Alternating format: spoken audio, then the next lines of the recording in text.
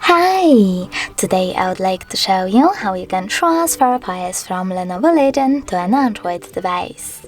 Start by accessing Play Store on both smartphones and downloading an app called Send Anywhere. Then open it.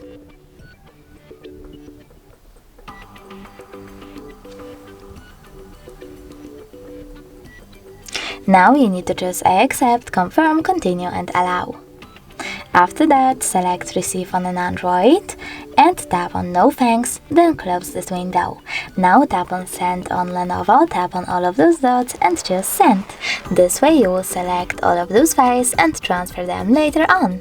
It will take some time, so I will go with only one file like this song, just send and tap on Got It. As you can see from here, we have two ways to connect.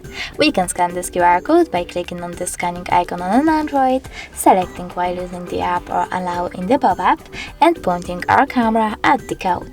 But we can also just input this key here and click on Receive to connect our devices. And now, as you can see, my song was successfully transferred. Thanks so much for watching. If you enjoyed this video, leave a like, comment and subscribe. Bye!